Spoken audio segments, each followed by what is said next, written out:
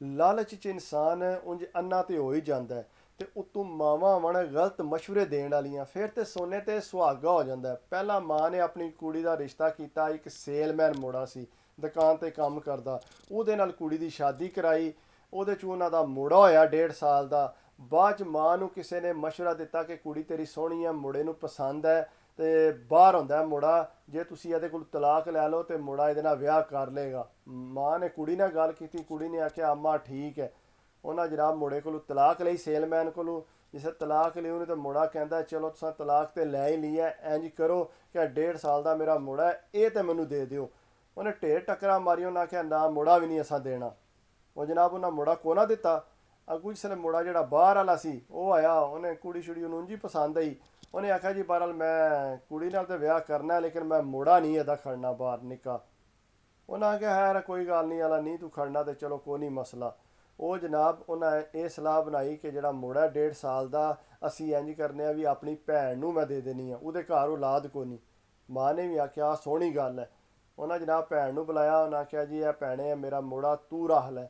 ਉਹਨੇ ਆਖਿਆ ਅੰਮਾ ਵੀ ਸਾਹਮਣੇ ਬੈਠੀ, ਉਹਨੇ ਆਖਿਆ ਅੰਮਾ ਇਹ ਮੈਨੂੰ ਪੱਕਾ ਦੇਣ ਲੱਗੀ ਹੈ ਕਿ ਫਿਰ ਇਹਨੇ ਲੈਣਾ। ਉਹਨੇ ਆਖਿਆ ਨਹੀਂ ਇਹ ਪੱਕਾ ਤੈਨੂੰ ਦੇ ਦਿੱਤਾ, ਹੁਣ ਇਹ ਮੁੰਡਾ ਤੇਰਾ ਹੋਇਆ। ਅੰਮਾ ਅੱਬਾ ਸਾਹਮਣੇ ਬੈਠੇ, ਅੰਮਾ ਤੁਸੀਂ ਸੁਣਦੇ ਹੋ ਪਏ, ਭਲਕੇ ਇਹ ਨਾ ਹੋਵੇ ਮਸਲਾ ਬਣਿਆ। ਨਹੀਂ ਕੋਈ ਮਸਲਾ ਨਹੀਂ ਬਣਾਉਣ ਦੀ। ਉਹਨੇ ਜਨਾਬ ਮੁੰਡਾ ਲੈ ਲਿਆ, ਆਪੂ ਦੇ ਬਾਹਰ ਦੇ ਜੋਸ਼ ਵਿੱਚ ਆਈ, ਚਲੋ ਮੈਂ ਬਾਹਰ ਟੁਰ ਜਾਵਾਂਗੀ, ਤੇ ਬਸ ਨਾ ਭਾਈ ਘੋੜੇ ਤੇ ਸੀ। ਮੁੰਡਾ ਉਹਨੂੰ ਲੈ ਗਿਆ ਬਾਹਰ। ਜਿਸਲੇ ਬਾਹਰ ਗਈ ਤੇ ਖੁਸ਼-ਬਾਸ਼ 3-4 ਸਾਲ ਉਹਨੂੰ ਪਤੀ ਨਾ ਲੱਗਾ, ਭਾਵਾਂ 'ਚ ਉਹਦੇ ਉੱਡ ਗਏ, ਮੈਂ ਯੂਰਪ ਆਈ ਹਾਂ।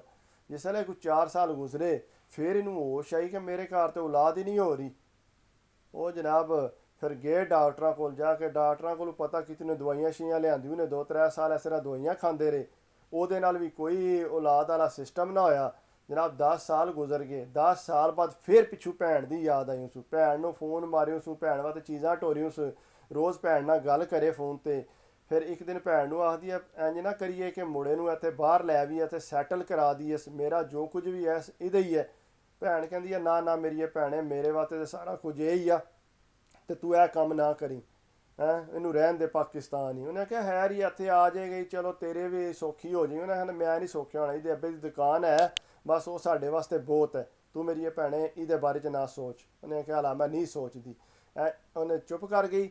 ਉਹਨੇ ਜਨਾਬ ਭੈਣ ਨੇ ਟਿਕਟ ਕਰਾਈ, ਸਿੱਧੀ ਪਾਕਿਸਤਾਨ ਆ ਗਈ। ਜਿਸ ਵੇਲੇ ਪਾਕਿਸਤਾਨ ਆਈ, 6 ਮਹੀਨਿਆਂ ਦੀ ਛੁੱਟੀ ਆਈ ਉੱਥੇ।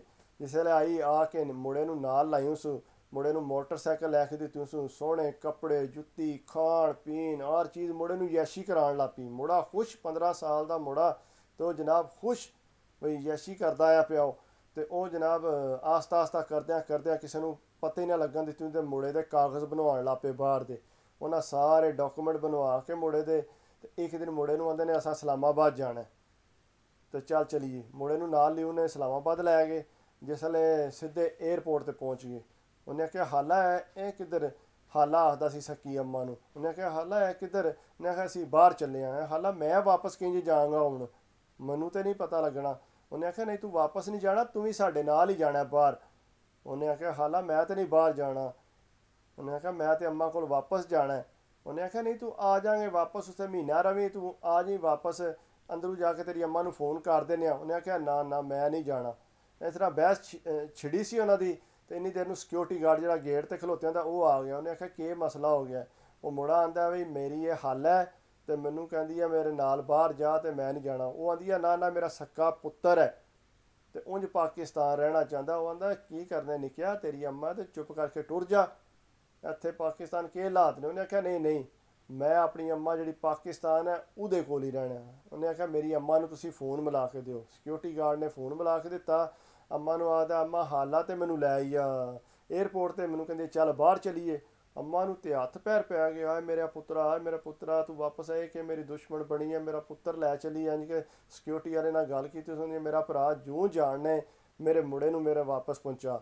ਉਹਨੇ ਆਖਿਆ ਮੇਰੀ ਭੈਣ ਫਿਕਰ ਨਾ ਕਰ, ਮੁੰਡਾ ਤੇਰਾ ਜਿਹੜਾ ਉਹ ਆ ਜਾਏਗਾ ਵਾਪਸ। ਉਹਨੇ ਜਨਾਬ ਉੱਥੋਂ ਗੱਡੀ ਤੇ ਭਾਲਿਆ ਮੁੰਡੇ ਨੂੰ, ਨਾਲ ਭੈਣ ਵੀ ਮਗਰ ਵਾਪਸ ਆ ਗਏ। ਜਿਸ ਵੇਲੇ ਵਾਪਸ ਆਇਆ ਤੇ ਮੁੰਡੇ ਨੂੰ ਕਲਾਵੇ ਮਾਰ ਪਿਆਰ ਕਰ। ਉਹਨੇ ਆਖਿਆ ਮੇਰਾ ਪੁੱਤਰਾ ਤੂੰ ਟੁੱਟ ਜਾਂਦਾ, ਮੈਂ ਤੇ ਮਰ ਜਾ ਹਰ ਪਿੱਛੋਂ। ਤੇ ਭੈਣ ਮੇਰੀ ਆਂਦੀ ਆ ਭੈਣੇ ਜਿਹੜਾ ਨਾ ਤੇਰਾ ਮੇਰਾ ਜੀਣ ਖਤਮ, ਕੋਈ ਸਾਡਾ ਆਪੇ 'ਚ ਜੀਣ ਮਰਨ ਨਹੀਂ ਹੈ। ਉਹ ਤੂੰ ਜਿਹੜਾ ਨਾ ਮੇਰੇ ਨਾਲ ਬਿਲਕੁਲ ਬਾਈਕਾਟ ਕਰ ਲੈ। ਤੇ ਉਹ ਜਨਾਬ ਉਹਨੇ ਖਤਮ ਕੀਤੀ ਉਹਦੇ ਨਾਲ। ਤੇ ਕੀ ਜ਼ਰੂਰਤ ਹੈ ਇਨਸਾਨ ਨੂੰ ਇੰਨੀ ਲਾਲਚ ਕਰਨ ਦੀ, ਬਾਅਦ 'ਚ ਜੇ ਆ ਕੇ ਫਿਰ ਉੱਥੇ ਹੀ ਆ ਡਿੱਗਣਾ। ਪਹਿਲਾਂ ਉਸ ਬੱਚੇ ਨੂੰ ਤੂੰ ਸੱਟ ਕੇ ਟੁਰ ਗਈ ਬਾਹਰ ਦੇ ਚੱਕਰਾਂ 'ਚ, ਫਿਰ ਉੱਥੇ ਜਾ ਕੇ ਤੂੰ ਕੀ ਖੱਟਿਆ 10-15 ਸਾਲਾਂ 'ਚ, ਫਿਰ ਆ ਕੇ ਆਪਣੇ ਮੁੰਡੇ ਨੂੰ ਆ ਕੇ ਢੂੰਡਣ ਆ ਗਈ ਹੈ। ਤੇ ਇਨਸਾਨ ਨੂੰ ਥੋੜ੍ਹਾ ਸੋਚ ਸਮਝ ਕੇ ਫੈਸਲਾ ਲੈਣਾ ਚਾਹੀਦਾ। ਜਜ਼ਬਾਤ ਦੇ ਫੈਸਲੇ ਜਿਹੜੇ ਨੇ ਉਹ ਚੰਗੇ ਨਹੀਂ ਹੁੰਦੇ। ਵੀਡੀਓ ਪਸੰਦ ਆਈ ਹੋਵੇ ਤਾਂ ਪਲੀਜ਼ ਲਾਈਕ ਜ਼ਰੂਰ ਮਾਰ ਦਿਆ ਕਰੋ ਤਾਂ ਕਿ ਹੌਸਲਾ ਸਾਡਾ ਵੱਧ ਜਾਏ। ਸ਼ੁਕਰੀਆ, ਅੱਲਾ ਹਾਫਿਜ਼।